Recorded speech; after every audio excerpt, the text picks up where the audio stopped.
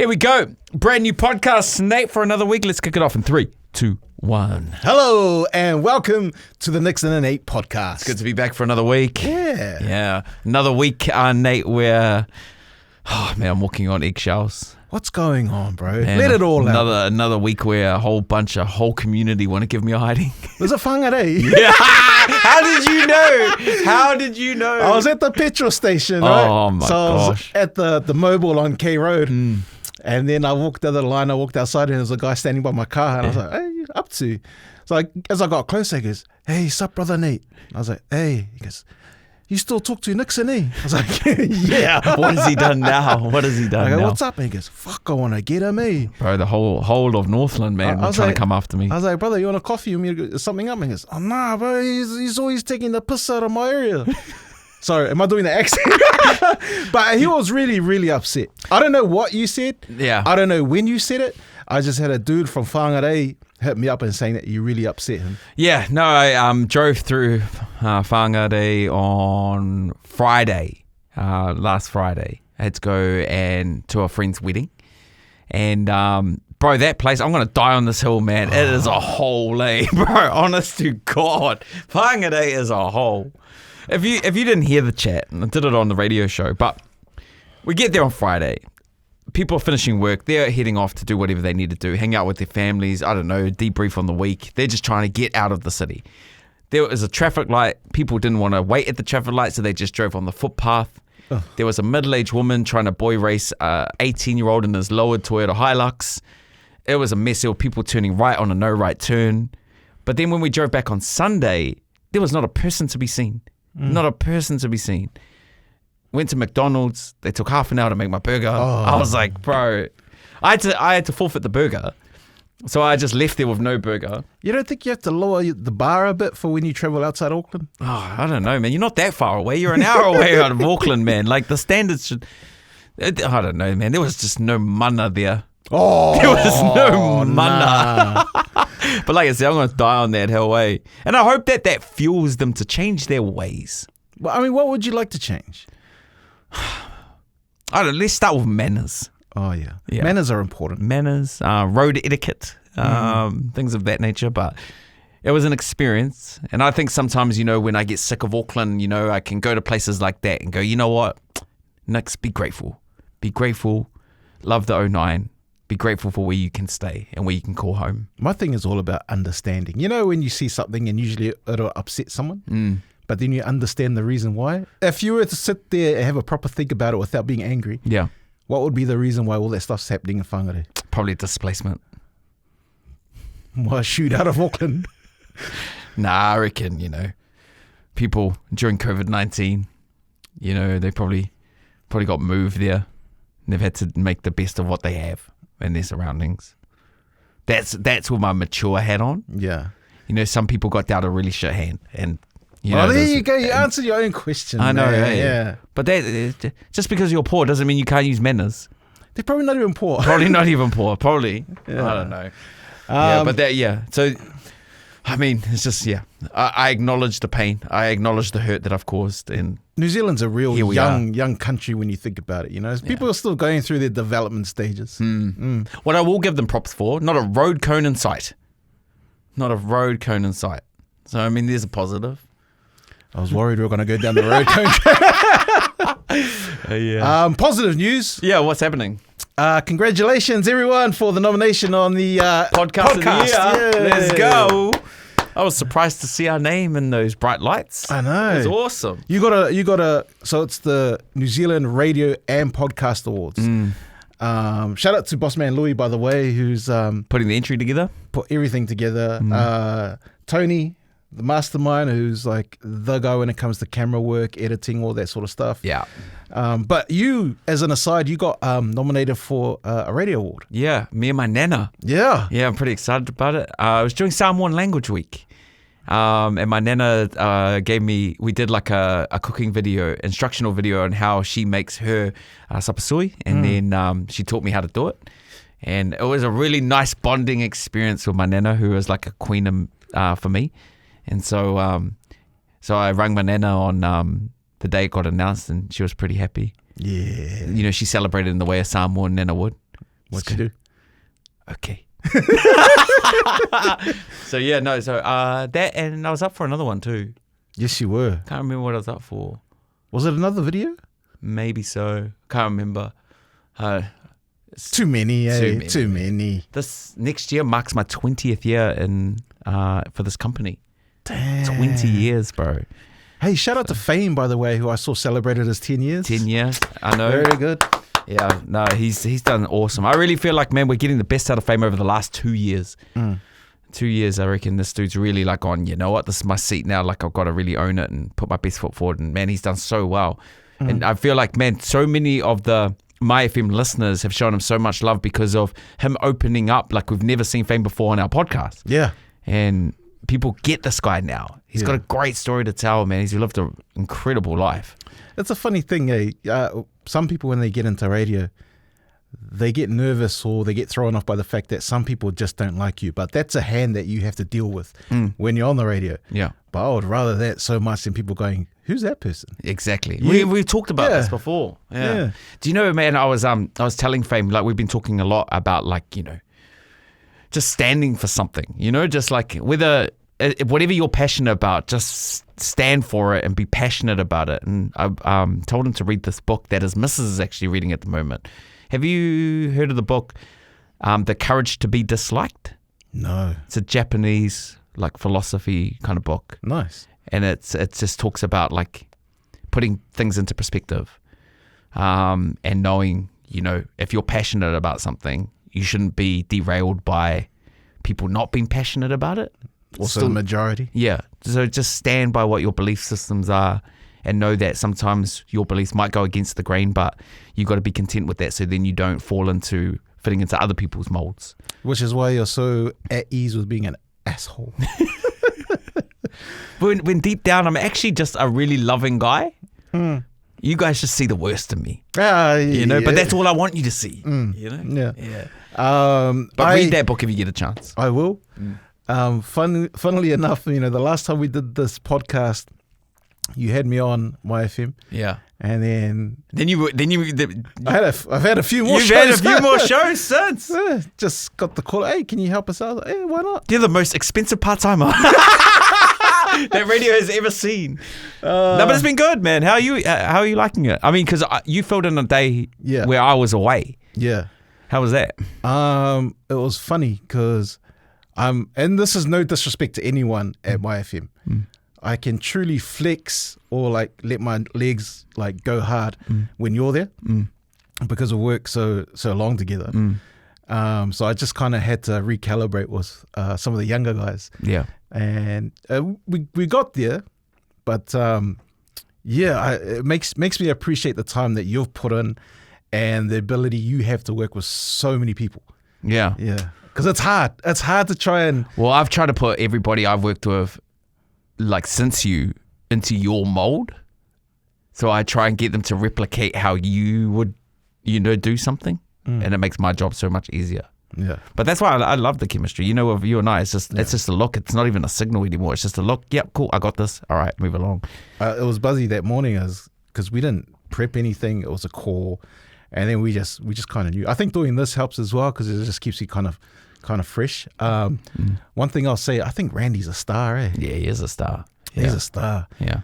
I think he's got a big career in this thing, man. I feel like a dad sometimes when I talk to Randy, who does the afternoon show for all our international listeners, but of this podcast. But I feel like a dad sometimes. I'm like, you know what? You need to focus on your work and not about girls. Bro, it's so bad. It's bad. That's very bad. It's always, this girl this, this girl that. And I'm like, bro, focus on your work. We were on air when I was covering that afternoon and we were doing the show. And then Randy kept looking at me and looking at his phone. I thought someone died or there was a car accident or somebody was in trouble. He played a song and turned the mics off. I was like, everything all right? He goes, man, I can't believe this girl's dating someone now.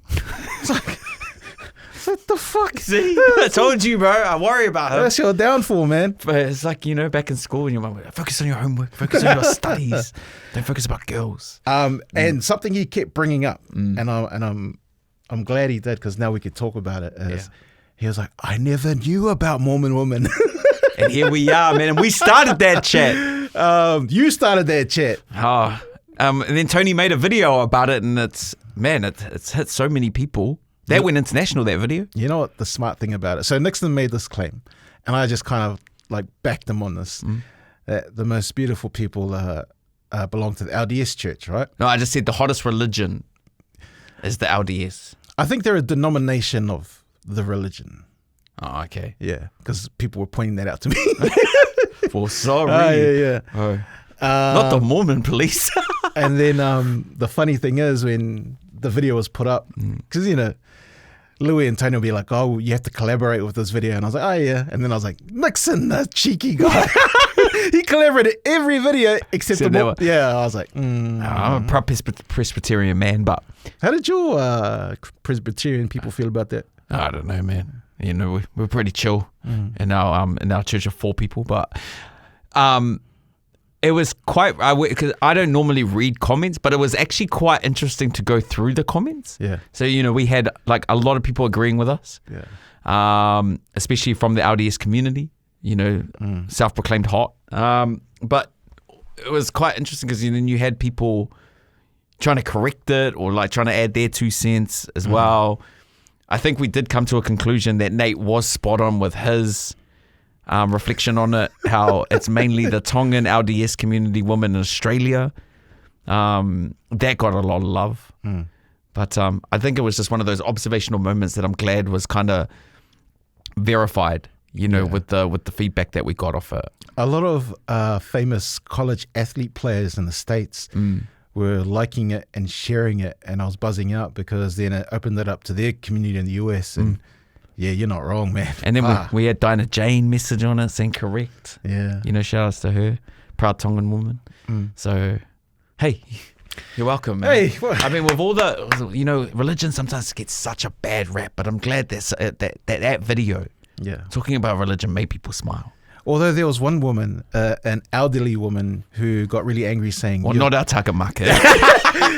She said, say the name properly. It's the Church of Jesus Christ of Latter-day Saints. And I thought to myself, you're the last person with that profile pic. We're not talking about you. We weren't talking about you. And she's like, of course we're good-looking people. I was like, oh, you're the anomaly. Delete your comment. Yeah, man. I really do, though, want to... I've been to a couple of LDS churches now, like just, you know, for like funerals, weddings, and I did get an invite to go to the new temple over in Whāngarei, Monaco, and there's a few things that I like about that religion. There's a few things that I'm like, I love that you acknowledge each other as brothers and sisters. I like that, but also I really want to go inside that temple, and I think they've closed it off now. Oh, really? So unless you're a member of why you think of joining? Nah, I don't want to go that far, but I just want to see inside that temple because it looks mean. I mean, surely someone could make it happen for the future mayor. Yeah. Interesting. Oh, Bossman Louis, have you got a connect there? I think Bossman Louis went. Did you end up going? I went to the temple, have a little browse. Damn it! That lady never got back to me about inviting me to it. It was nice. Is it quite airy in there? A little bit. You wouldn't want to like hang out there at night time, eh? Nah. It's quite interesting, and I hope I don't offend, but a lot of the things in there too, they also looked very like the props and stuff. They look very cheap. What do you mean the props? So I'll give you a sample. They've got those plants from Kmart. Nah, not like that. Like some of the props that they have in there. There's I forgot what it's called, but there's a place where you get baptized, right? Yeah. So they have this baptism pool, but they have something like 11 bulls holding it, like bull statues. Yeah. But they kind of look plastic. What's the significance of those bulls? There is, I forgot the significance, but there is a significance to it. Hey. Yeah, but there's like 11 big bulls, and they hold this. Nothing to do with Michael Jordan, eh? No, because you know how he's the greatest? I don't know. Maybe when you go in there, anyway, it was just a thought. Yeah, no. But there is significance to it. You are now Scottie Pippen. And bless you in Jesus' name. Get out of here, Dennis Rodman. Oh my God. But you know what I do think? Again, this is not shade. This is just, again, observational. That temple in Monaco is absolutely stunning. Like, that is... Man, if I was Rainbow's End, I'd be looking at it going, oh, man. Bro, we need to really invest in this. My daughter, They've lifted the standard. and her friends, they got invited to go to Rainbow's End for her birthday on the weekend. And she brought back photos. I was like, man. I was like, they're sitting in this big like lawn chair for their photo. I was like, was that the best thing you could do? It was like an oversized lawn chair. She's like, everyone takes their photos there. I was like, what? Because it's $79 It's expensive. for like a person to go there for a day. What are you getting for that $79? Because I really, like, I feel bad, but I think I would. I think when I become mayor, I'm gonna invest in it. I really need it to be like actually exciting for people to go to. I think they're trying. I think it's just hard. Like they shut down the go-karts, but now they have a petting zoo. But the petting zoo is like a few pigs that's just in the back of a truck. Oh no! I was like, come on, man. Also, in the gold rush, like put some proper cushions on it, man, because people are walking out of there with back pain. No. And the log flume, like, I mean, man, we've seen those gnomes aren't doing it anymore, bro. You need to do something to make it exciting for people not to have a laugh at it anymore. And there was a TikTok that came out about a month ago, maybe 3 weeks ago. Yeah. How people were stuck on the roller coaster at night. Oh, real? Yeah. Someone took a video and they just got the person of the PA going, please hold tight. We're going to find someone to fix it. Man, I wanted to have my 40th birthday party there, Oh, There. no. Those brides are older than you, eh? And you? Nah, I think I'm the same age. I think like 81, 82. Oh, damn. Yeah, it's been a while. I mean, you know what? You got to give Rainbow's End credit. I mean, it's really stood the test of time. You know, with so many businesses shutting down, like Rainbow's End has definitely been consistent. If you think about how many stores, how many shops, how many, I don't know, establishments have been opened and closed in that region of South Auckland. I mean, what's our favourite saying? It's not what you get rid of, it's what you replace it with. And if you get rid of Rainbow's End, what do you really have? Yeah. You got the Westfield car park. That's just Fight Club. Yeah, it really is. Eh? I mean, entertainment for some. Yeah. Speaking of South Auckland, though, did you see Desley Simpson? She is the deputy mayor of Auckland. I didn't even know there was a deputy mayor. Yeah. She was heading back from the Auckland airport at like midnight. I think she was picking somebody up. She's driving her BMW. It broke down. Classic BMW behaviour. Broke down on the motorway. She wanted to give a shout out to the 17 people, 17 people who pulled over in South Auckland to make sure she was okay. Wow. On the motorway? On the motorway. Everyone was like, "Are you okay, miss?" And then she put it on Facebook saying, "Thank you so much to the people who stopped." Like, she did not expect that at all. I just Googled a photo. Of course you guys would have stopped. But you can't see her at midnight. Oh, man. If you're a passenger, because you can just pull over and then reverse back on the shoulder. Rumour is that she wants to run for the next Auckland mayor to replace Wayne Brown. So I think I know what she was doing. You know, the cynic in me can see that she's like, oh, how do I win over South Auckland? I'll give them a shout out. This is her connection. They once helped me. But yeah, so if she wins the next election, she's the one I would potentially replace. Because she would take it up to 2030. And then I would replace her after that. Done any work lately? None. Yeah, sneaky man. I see the people you're golfing with. Yeah. And you know what? I would golf with any, common man. I see where this is heading. If you would put pen to paper and tick the box, but I know what you guys are like. You say you're going to vote and then you don't. So I'm latching onto people that I know will tick the box. Yeah. You know, and then trust me, I've said this before. I want to go on record by saying it. Let these people vote me in, but know that I will have the people's heart at the forefront of whatever decision I make. Very nice. Yeah. You know, the coolest thing as well when it comes to golf, we're talking about potential sponsors for the show. And Nickson had someone that wanted to play golf and talk about that. Yeah. And he goes, Louis, you should actually come. Because, No, well, Louis said, loop me in. Yeah, Louis said, loop me in. And I said, well, actually, I'm playing golf with this person. Why don't you come along? Not as a caddy, though. But Nate made a really good observation about the cultural impact that this makes to golf.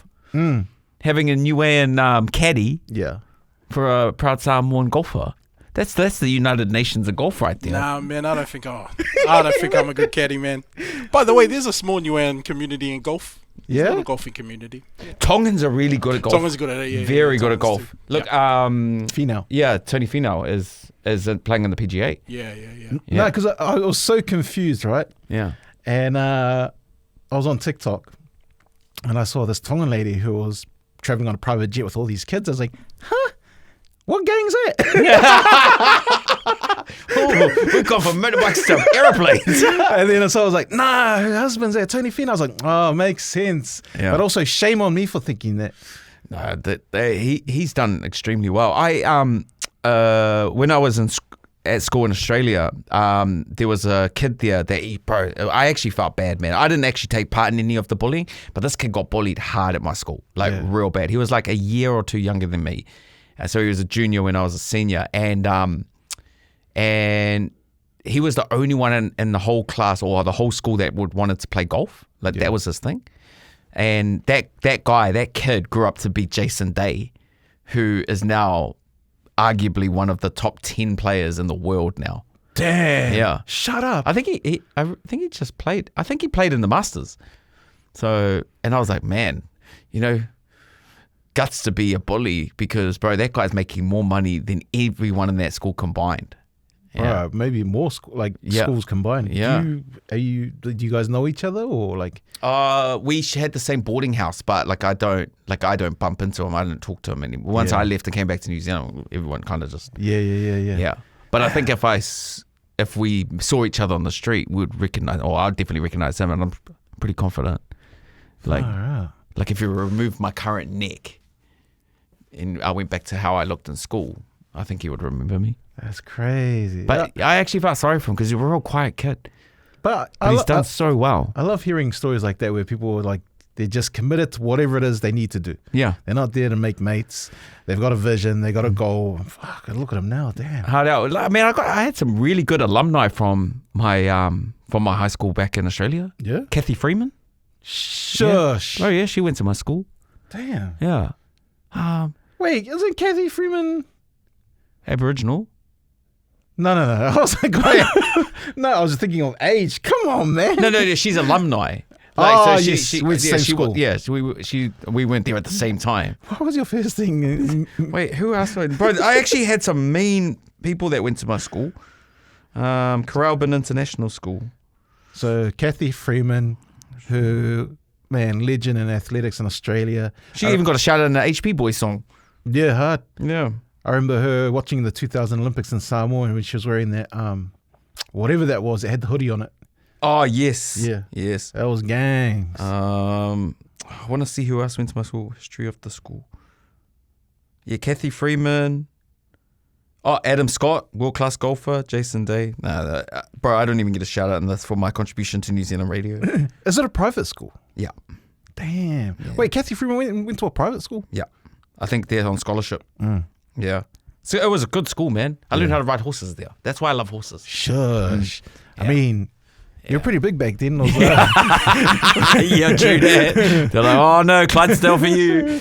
But yeah, it was a good school, man. I loved my time over there. That's why when people hit me up now about State of Origin, going, it's not even like a New Zealand sport. Stop supporting. that yarn that everyone. Yeah. I'm like, well, man, I kind of grew up in Queensland. That's why I support Queensland. So that's my connection to it. Yeah. But that chat's so redundant now. I mean, if that was the case, I'll tell people to stop watching American sports. Yeah, stop wearing your Miami Heat jersey. Just yeah. Speaking of, just really quickly, I know that this is like a week's already passed, but man, how embarrassing to be a Warriors supporter over the weekend. That just passed, bro. Nah, man. You know what? Shut up. Shut up. No, let me balance it out, right? The Melbourne Storm are the greatest rugby league team. Debatable. I would say that they're currently they're a very hard puzzle to figure out. By the way, if you watch Bets and that, you would have seen that I made a pretty outrageous bet, and it's because I know that they blow teams off the park in the first half. Because that first half of games, you're trying to figure each other out. Yeah. There's no answer for them in the first half. And they were so confident they took Jerome Hughes off just as a precaution. And yeah, they did win the second half, but they weren't really trying. The game had gone by then. But the Warriors now have to contend with the Broncos this week, No. which I think will be quite even. How I haven't been following the Broncos. Have they been doing all right? They lost to the Roosters. I think the Roosters were second last before last week's round. Broncos were second or third. What are we in? Round 6? Is it? I mean, it's still early. It's still early, man. Yeah. I think we're waiting for Ezra Mam to come back. Oh, Did you see the drama with Spencer Leniu no, what happened? and Jonathan Thurston? No, I thought it was clickbait, so I never clicked it. Nah, what happened? What happened? So this was actually after the Roosters I Broncos like game. JT too. I love JT. Yeah. I love Spencer Leniu as well. Mm. So this all stemmed from last year's game in Las Vegas between the Roosters and the Broncos, right? Yeah. Where Spencer Leniu called Ezra Mam a monkey, which is a racial slur. Yeah. But a lot of us who may not be aware of it just throw that word around willy-nilly, right? And at the time, I think he was still like confused. He didn't want to accept that it was such a bad word, and he couldn't figure out why people were aiming for him to get 9 weeks suspension. Yeah. And one of the voices leading that charge was Jonathan Thurston, who's, obviously Aboriginal himself, and who saw the pain with Ezra Mam when he was dealing with that slur. Mm. But Spencer's one of those guys here. What happens on the field stays on the field. Yeah. You know what I mean? Yeah. And because Jonathan Thurston is such a trusted voice, like, it's got weight. If he says something, everyone's going to go, oh, yep, actually, nah, 9 weeks, give him 9 weeks. Yeah. But he's also a commentator for Channel 9 Sport. So when Spencer Leniu came off the field, he saw Jonathan Thurston sitting on the bench, obviously because he's a sideline reporter. Yeah. And he goes, fuckwit. And then just went to relax. And then afterwards, and this is Jonathan Thurston just doing his job. Maybe he just wanted to know, hey, what's the deal? So he went to go pat Spencer Leniu on the back when the game had finished and all the players were on the field. He got the word in his ear to go interview him. Yeah. So he went, Spencer said, nah, don't want to do it. Kept hounding him for it, and he goes, look, mate, like, fuck, don't be a two-faced cunt. Don't say what you said about me getting 9 weeks and then come back and try and interview me. Get the fuck out of my face. Oh, yeah. So that's what happened. And he was spooked. Thurston was spooked because he's got this massive Samoan prop. Yeah. He's obviously a sideline reporter now. He just wants to do his interview. Yeah. And he's confused. He sees Roosters coach in the tunnel, standing next to his captain, James Tedesco, goes up to him and says, what did I do? Not the short-term memory loss. And then... oh, no. I guess... it's hard, though, because imagine being... When the first fuckwit came out of his mouth, right? You should have known. Yeah, no, but also... Without knowing the context of you explaining that story to me in the depth that you have, if you weren't caught up on that, everyone would have just gone, eh? Yeah. Like, you wouldn't have known where that came from. Yeah.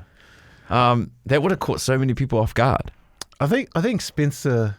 Also, it's like, how dare he say that to JT? Bro. If you didn't know the context of it. But everyone's entitled to feel how they do. I don't think there's anybody in my life now that... I mean, I've offended a lot of people, but I don't think there would ever... What, someone that wants to have a go at you?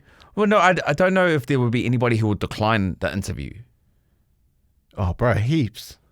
Oh, you're sad. Heaps of people, bro. We've fucked off so many people. Yeah, but I don't know. Yeah, but to the point where... No, but my thing is, our shit is fair, right? So yeah, but I would never have done anything which cost people the bag. No. Yeah.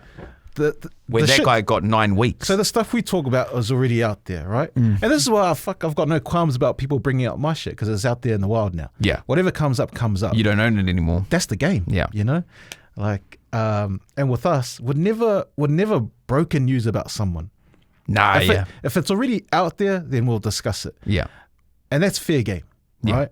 If you're fucked up and you've done something really bad and it's in the news, shit, we're going to talk about it. Yeah. We're not bagging you.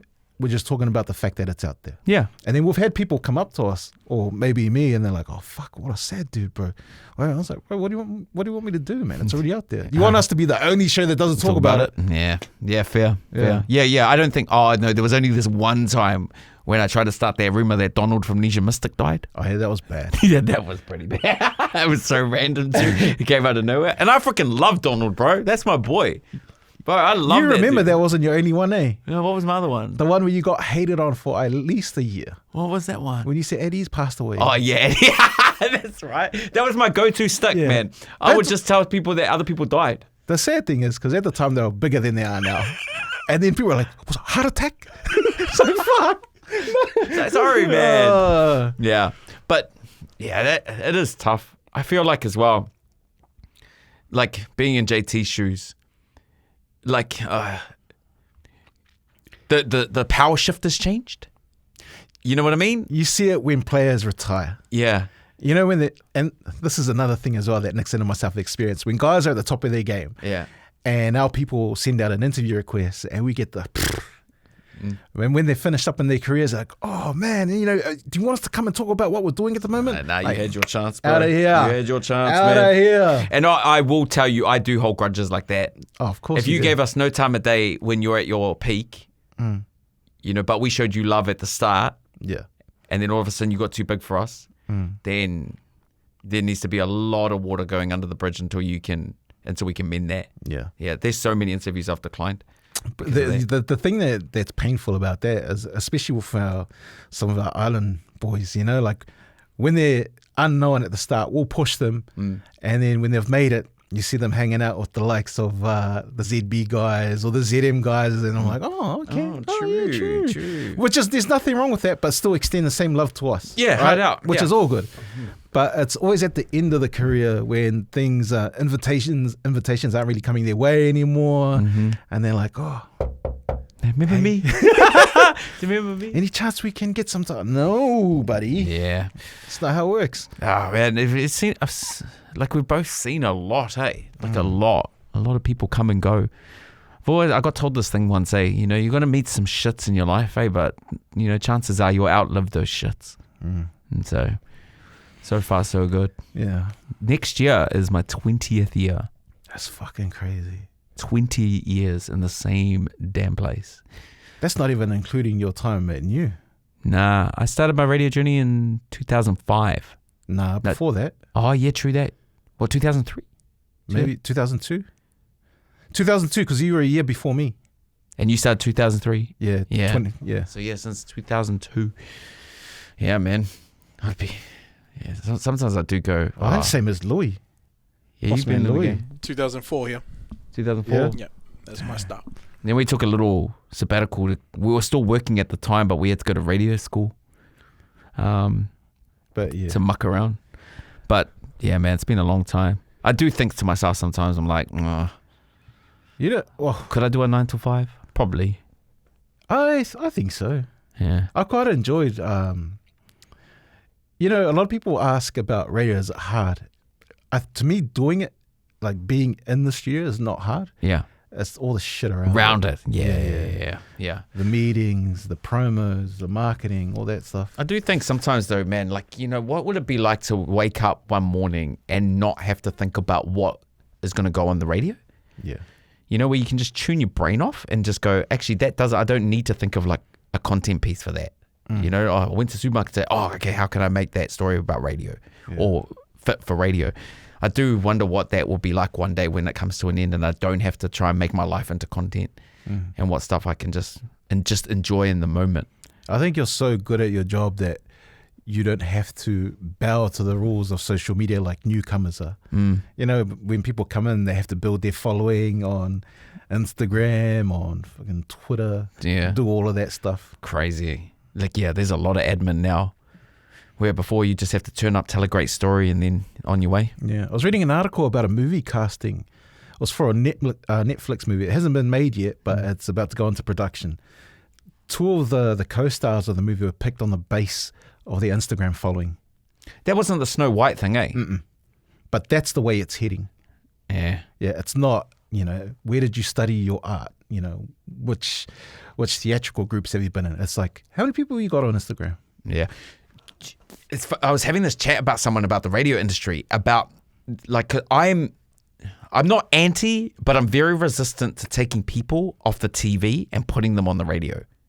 I think radio people who go to TV, that's fine. Like, I think it's really good because you've learned the art of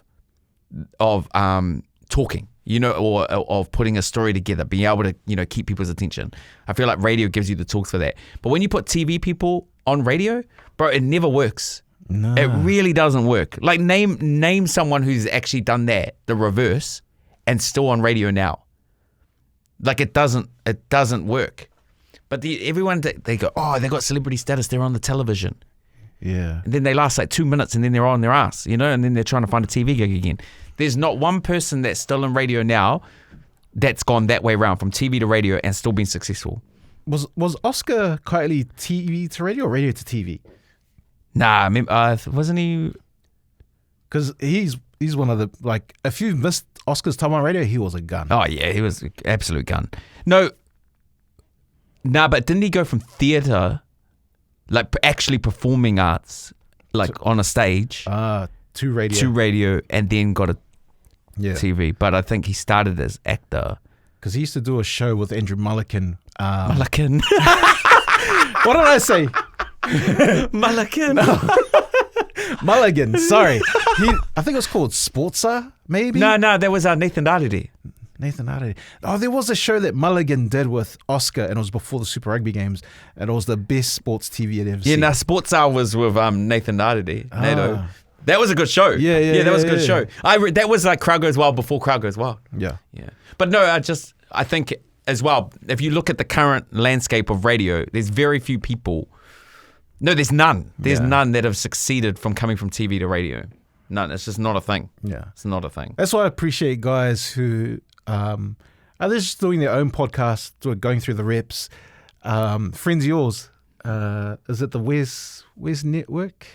Back of the 135? Oh, yeah. Leniu, yeah. So they've got another podcast called Empty the Clip, and my algorithm put it on my thing because they were discussing the news and whatnot. And then one of the videos was Nate Nauerback. I was like,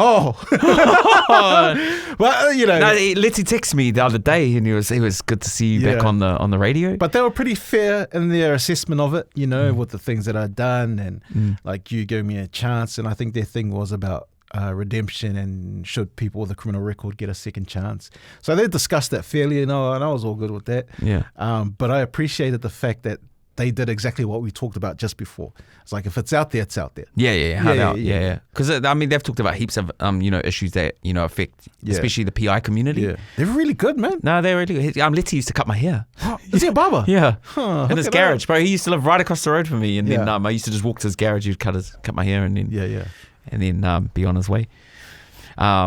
He used to run the extension cord all the way from his dining room all the way into his garage just to get his clippers working. Good guy, man. Yeah. But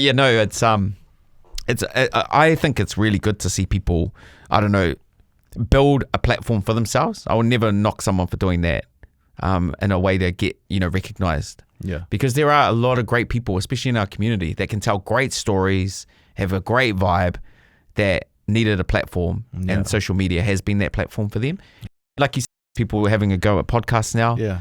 And don't get sucked in that you have to like be someone that you're not for like views and likes, because you'll find your people. Yeah. All right. Like, fuck, you can only dance for so long in front of a camera. Yeah. I've made that a rule now, eh? What's that? You're not going to dance? I'm not dancing on TikToks anymore. You've done a few. Yeah, I know. Done a few that I never want, if I'm blessed enough to have a kid one day, I never want them to see. Speaking of social media, just really quickly as well, you've been catching up on this China thing with the tariffs? The luxury goods makers. Yeah, bro. Yeah. Louis, do you know much about it?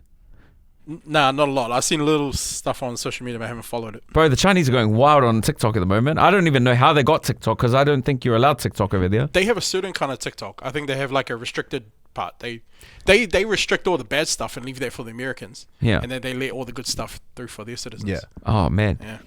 I'm really interested to see how this whole thing plays out, man, because if like that tariff thing actually becomes a thing, bro, Air Force Ones are going to be like gold, bro, in America, because they're going to be so expensive because they all get imported in.